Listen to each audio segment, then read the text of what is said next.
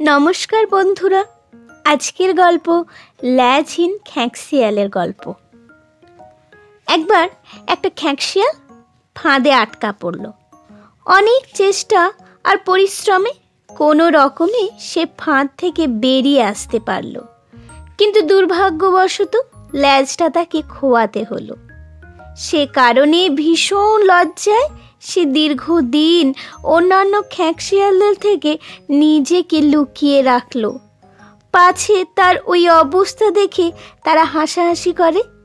এই পরিস্থিতি তার জীবনটাকে ভীষণভাবে দুর্বিষহ করে তুলল।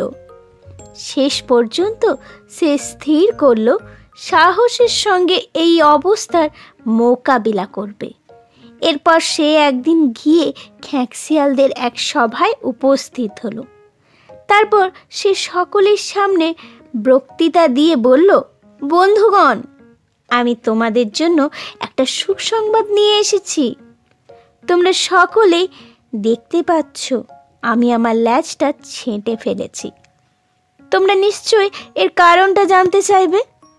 কারণটা আর কিছুই নয়, এটা যখন আমার শরীরে ছিল তখন এই ল্যাজটার জন্য আমার ভীষণ অসুবিধে সহ্য করতে হচ্ছিল, কিন্তু এটা এখন আমার শরীরে নেই বলে দারুণ আরাম বোধ করছি।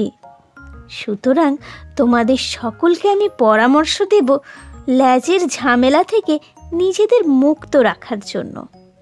তাতে তোমরা দারুণ আরাম ও স্বাচ্ছন্দ্য উপভোগ করবে।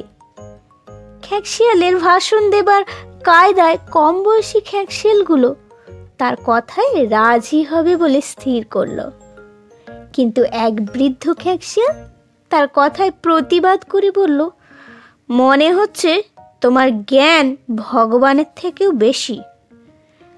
তিনি আমাদের ল্যাজ দিয়েছেন এবং এতকাল এই ল্যাজ নিয়ে আমরা কোনো অসুবিধা বোধ করিনি। যা হোক, তোমার চালাকি ধরা পড়ে গেল।